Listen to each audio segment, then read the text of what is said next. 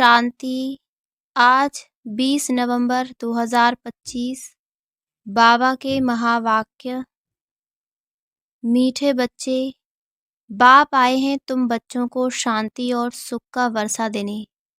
तुम्हारा स्वधर्म ही शांत है, इसलिए तुम शांति के लिए भटकते नहीं हो। मीठे बच्चे, बाप आए हैं तुम बच्चों को शांति और सुख का वर्षा देने। तुम्हारा स्वधर्म ही शांत है, इसलिए तुम शांति के लिए भटकते नहीं हो।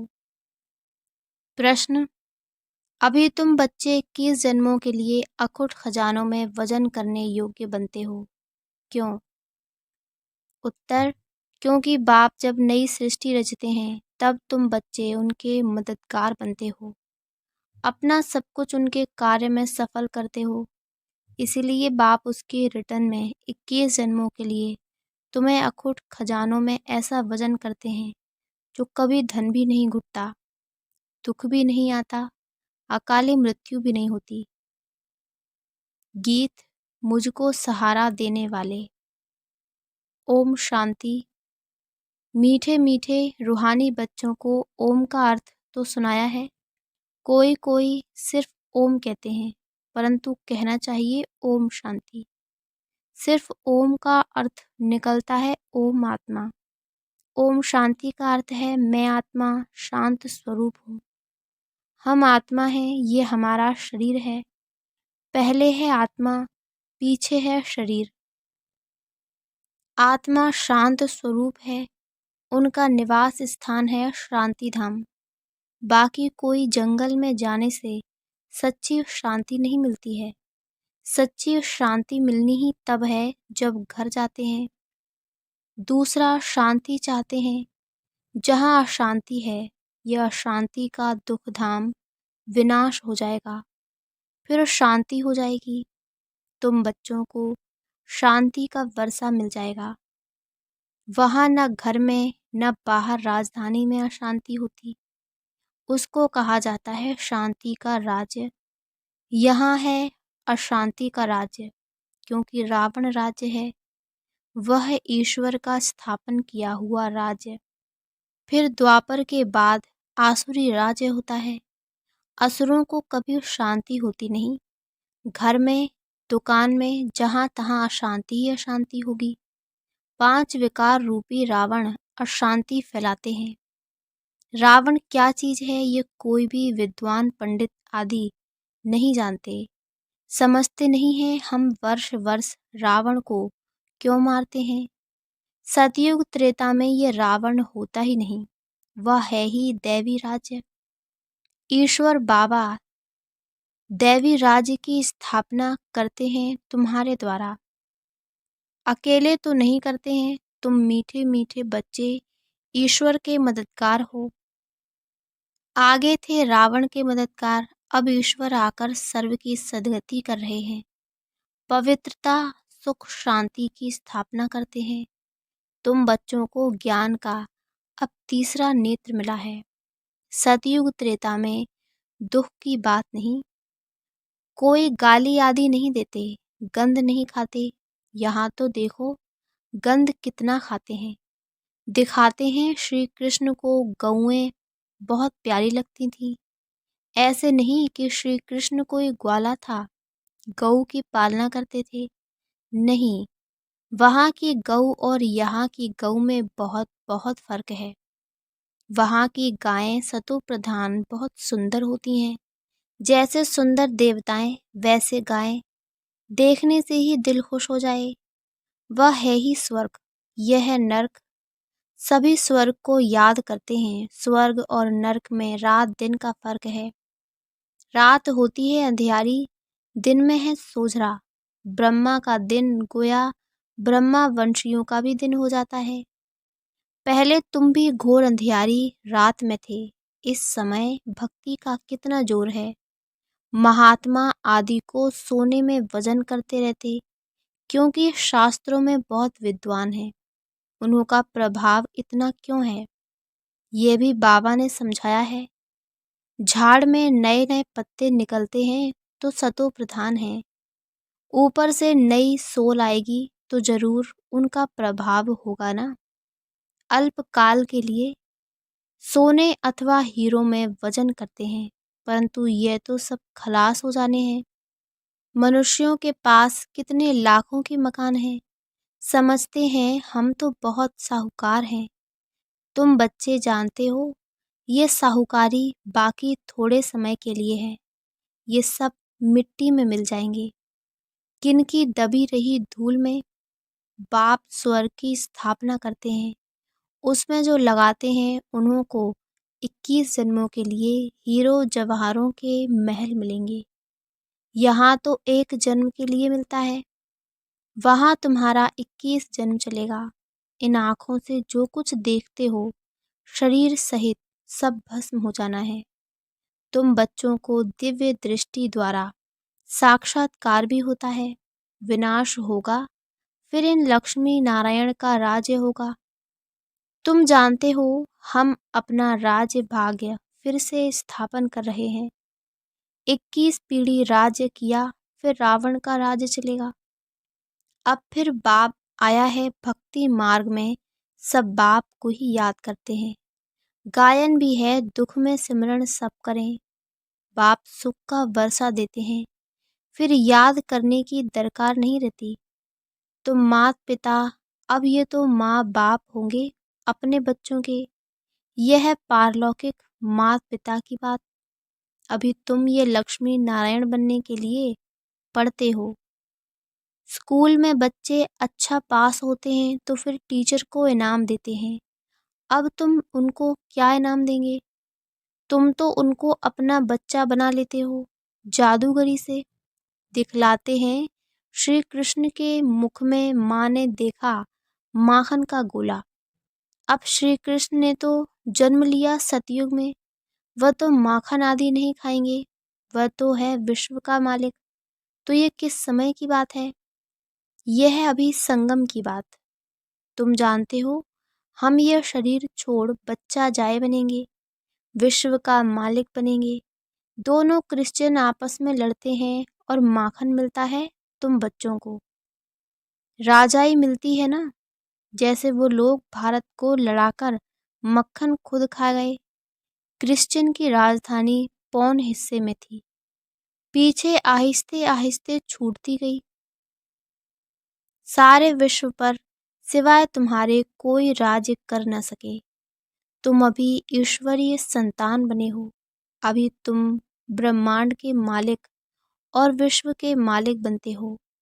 विश्व में ब्रह्मांड नहीं आया, सूक्ष्म वतन में भी राजा ही नहीं है। सतयुग त्रेता ये चक्र यहाँ स्थूल वतन में होता है। ध्यान में आत्मा कहाँ जाती नहीं। आत्मा निकल जाए तो शरीर खत्म हो जाए। ये सब हैं साक्षात्कार। रिद्धि सिद्धि द्वारा ऐसे भी साक्षात्कार होते हैं। जो यहाँ बैठे विलायत की पार्लियामेंट आदि देख सकते हैं। बाबा के हाथ में फिर है दिव्य दृष्टि की चाबी। तुम यहाँ बैठे लंदन देख सकते हो। औजार आदि कुछ नहीं जो खरीद करना पड़े। ड्रामा अनुसार उस समय पर वह साक्षात्कार होता है जो ड्रामा में पहले से ही नूंद है। जैसे दिखाते हैं भगवान ने अर्जुन को साक्षात्कार कराया, ड्रामा अनुसार उनको साक्षात्कार होना था, यह भी नूंद है। कोई की बड़ाई नहीं है, ये सब ड्रामा अनुसार होता है। श्री कृष्ण विश्व का प्रिंस बनता है, गोया मक्खन मिलता है। यह भी कोई जानते नहीं कि विश्व किसको, ब्रह्मांड किसको कहा जाता है। ब्रह्मांड में तुम आत्माएं निवास करती हो। सूक्ष्म वतन में आना जाना साक्षात्कार आदि इस समय होता है, फिर 5000 वर्ष सूक्ष्म वतन का नाम नहीं होता। कहा जाता है ब्रह्मा देवता नमः, फिर कहते हैं शिव परमात्माए नमः। तो सबसे ऊंच हो गया ना, उनको कहा जाता है भगवान। वह देवताएं हैं मनुष्य, परंतु दैवी गुण वाले हैं। बाकी 4-8 भुजा वाले मनुष्य होते नहीं। वहाँ भी 2 भुजा वाले ही मनुष्य होते हैं, परंतु संपूर्ण पवित्र अपवित्रता की बात नहीं। अकाले मृत्यु कभी होती नहीं, तो तुम बच्चों को बहुत खुशी रहनी चाहिए। हम आत्मा इस शरीर द्वारा बाबा को तो देखें, देखने में तो शरीर आता है, परमात्मा अथवा आत्मा को तो देख नहीं सकते। आत्मा और परमात्मा को जानना होता है, देखने लिए फिर दिव्य दृष्टि मिलती है, और सब चीजें दिव्य दृष्टि से बड़ी देखने में आएंगी। राजधानी बड़ी देखने में आएगी। आत्मा तो है ही बिंदी, बिंदी को देखने से तुम कुछ भी नहीं समझेंगे। आत्मा तो बहुत महीन है, बहुत डॉक्टर्स आदि ने कोशिश की है आत्मा को पकड़ने की, परंतु किसको पता नहीं पड़ता। वो लोग तो सोने हीरों में वजन करते हैं। तुम जन्म जन्मांतर पदमपति बनते हो, तुम्हारा बाहर का शो जरा भी नहीं। साधारण रीति इस रथ में बैठ पड़ाते हैं, उनका नाम है भागीरथ। यह है पतित पुराना रथ, जिसमें बाप आकर ऊंचते ऊंच सर्विस करते हैं। बाप कहते हैं, मुझे तो अपना शरीर है नहीं, मैं जो ज्ञान का सागर प्रेम का सागर हूँ, तो तुमको वर्षा कैसे दूं? ऊपर से तो नहीं दूंगा, क्या प्रेरणा से पढ़ाऊंगा? जरूर आना पड़ेगा ना। भक्ति मार्ग में मुझे पूजते हैं, सबको प्यारा लगता हूँ। गांधी नेहरू का चित्र प्यारा लगता है, उनके शरीर को याद करते हैं। आत्मा जो अविनाशी है, उसने तो जाकर दूसरा जन्म लिया, बाकी विनाशी चित्र को याद करते हैं। वह भूत पूजा हुई ना, समाधि बनाकर उन पर फूल आदि बैठ चढ़ाते हैं। यह है यादगार। शिव के कितने मंदिर हैं, सबसे बड़ा यादगार शिव का है ना। सोमनाथ मंदिर का गायन है, मोहम्मद गजनवी ने आकर लूटा था। तुम्हारे पास इतना धन रहता था। बाबा तुम बच्चों को रत्नों में वजन करते हैं, खुद को वजन नहीं कराता हूँ। मैं इतना धनवान बनता नहीं हूँ, तुमको बनाता हूँ। उनको तो आज वजन किया, कल मर जाएंगे, धन कोई काम नहीं आएगा। तुमको तो बाप अखुट खजाने में ऐसा वजन करते हैं जो 21 जन्म साथ रहेगा। अगर श्रीमत पर चलेंगे तो वहाँ दुख का नाम नहीं, कभी अकाले मृत्यु नहीं होती, मौत से डरेंगे नहीं। यहाँ कितना डरते हैं, रोते हैं, वहाँ कितनी खुशी होती है। जाकर प्रिंस बनेंगे, जादूगर, सौदागर, रत्नाकर, यह शिव परमात्मा को कहा जाता है। तुमको भी साक्षात्कार कराते हैं, ऐसे प्रिंस बनेंगे। आजकल बाबा ने साक्षात्कार का पाठ बंद कर दिया है, नुकसान हो जाता है। अभी बाप ज्ञान से तुम्हारी सदगति करते हैं। तुम पहले जाएंगे सुखधाम, अभी तो है दुखधाम। तुम जानते हो, आत्मा ही ज्ञान धारण करती है, इसलिए बाप कहते हैं अपने को आत्मा समझो। आत्मा में ही अच्छे व बुरे संस्कार होते हैं। शरीर में हो तो शरीर के साथ संस्कार भस्म हो जाएं।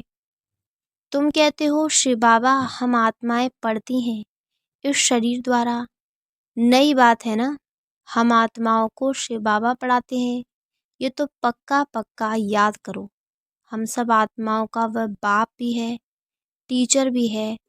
बाप खुद कहते हैं मुझे अपना शरीर नहीं है, मैं भी हूँ आत्मा, परंतु मुझे परमात्मा कहा जाता है। आत्मा ही सब कुछ करती है, बाकी शरीर के नाम बदलते हैं।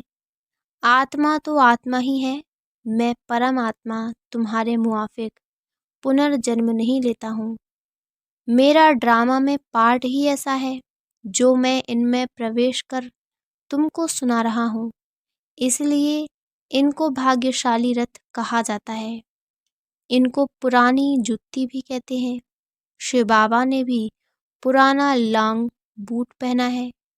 बाप कहते हैं मैंने इसमें बहुत जन्मों के अंत में प्रवेश कर किया है। पहले पहले ये बनते हैं तत्वम। बाबा कहते हैं तुम तो जवान हो, मेरे से जास्ती पढ़कर ऊंच पद पाना चाहिए, परंतु मेरे साथ बाबा है तो मुझे घड़ी घड़ी उनकी याद आती है। बाबा मेरे साथ सोता भी है, परंतु बाबा मुझे भाकी नहीं पहन सकते, तुमको भाकी पहनते हैं। तुम भाग्यशाली हो ना, शिव बाबा ने जो शरीर लोन लिया है, तुम उनको भाकी पहन सकते हो, मैं कैसे पहनूं? मुझे तो यह भी नसीब नहीं है, इसीलिए तुम लकी सितारे गाए हुए हो। बच्चे हमेशा लकी होते हैं, बाप पैसे बच्चों को दे देते हैं, तो तुम लकी सितारे ठहरे ना। शिव बाबा भी कहते हैं तुम मेरे से लकी हो, तुमको पढ़ाकर विश्व का मालिक बनाता हूँ, मैं थोड़े ही बनता हूँ, तुम ब्रह्मांड के भी मालिक बनते हो। बाकी मेरे पास जास्ती दिव्य दृष्टि की चाबी है, मैं ज्ञान का सागर हूँ, तुमको भी मास्टर ज्ञान सागर बनाता हूँ। तुम इस सारे चक्र को जान चक्रवर्ती महाराजा महारानी बनते हो, मैं थोड़े ही बनता हूँ। बूढ़े होते हैं तो फिर बच्चों को विल कर खुद वानप्रस्थ में चले जाते हैं। आगे ऐसा होता था, आजकल तो बच्चों में मुंह जाकर पड़ता है। पारलौकिक बाप कहते हैं मैं इनमें प्रवेश कर तुम बच्चों को कांटों से फूल विश्व का मालिक बनाए, आधा कल्प के लिए सदा खुशी बनाए, मैं वानप्रस्थ में बैठ जाता हूँ। ये सब बातें शास्त्रों में थोड़ी ही हैं। सन्यासी उदासी शास्त्रों की बातें सुनाते हैं, बाप तो ज्ञान का सागर है, खुद कहते हैं यह वेद शास्त्र आदि सब भक्ति मार्ग की सामग्री है, ज्ञान सागर तो मैं ही हूँ। अच्छा, मीठे मीठे सिकी लदे बच्चों प्रति मात पिता बाप दादा का याद प्यार और गुड मॉर्निंग। रूहानी बाप की रूहानी बच्चों को नमस्ते। धारणा के लिए मुख्य सार। पहला, इन आँखों से शरीर सहित जो दिखाई देता है ये सब भस्म हो जाना है, इसलिए अपना सब कुछ सफल करना है। दूसरा, बाप से पूरा वर्षा लेने के लिए पढ़ाई पढ़नी है, सदा अपने लक को स्मृति में रख ब्रह्मांड व विश्व का मालिक बनना है। वरदान, वाह ड्रामा वाह की स्मृति से अनेकों की सेवा करने वाले सदा खुशनुमा भव। वाह ड्रामा वाह की स्मृति से अनेकों की सेवा करने वाले सदा खुशनुमा भव। इस ड्रामा की कोई भी सीन देखते हुए वाह ड्रामा वाह की स्मृति रहे तो कभी भी घबराएंगे नहीं, क्योंकि ड्रामा का ज्ञान मिला कि वर्तमान समय कल्याणकारी युग है। इसमें जो भी दृश्य सामने आता है उसमें कल्याण भरा हुआ है। वर्तमान में कल्याण दिखाई न भी दे, लेकिन भविष्य में समाया हुआ कल्याण प्रत्यक्ष हो जाएगा। तो वह ड्रामा वाह की स्मृति से सदा खुशनुमा रहेंगे, पुरुषार्थ में कभी भी उदासी नहीं आएगी, स्वतः ही आप द्वारा अनेकों की सेवा होती रहेगी। स्लोगन, शांति की शक्ति ही मनसा सेवा का सहज साधन है, जहाँ शांति की शक्ति है वहाँ संतुष्टता है। अव्यक्त इशारे, अशरीरी व विदेही स्थिति का अभ्यास बढ़ाओ। जितना अव्यक्त लाइट रूप में स्थित होंगे, उतना शरीर से परे का अभ्यास होने के कारण यदि 2-4 मिनट भी अशरीरी बन जाएंगे तो मानो जैसे कि 4 घंटे का आराम कर लिया। ऐसा समय आएगा जो नींद के बजाय 4-5 मिनट अशरीरी बन जाएंगे और शरीर को आराम मिल जाएगा। लाइट स्वरूप के स्मृति को मजबूत करने से हिसाब किताब चुक्त करने में भी लाइट रूप हो जाएंगे। अच्छा, ओम शांति, ओम शांति, ओम शांति।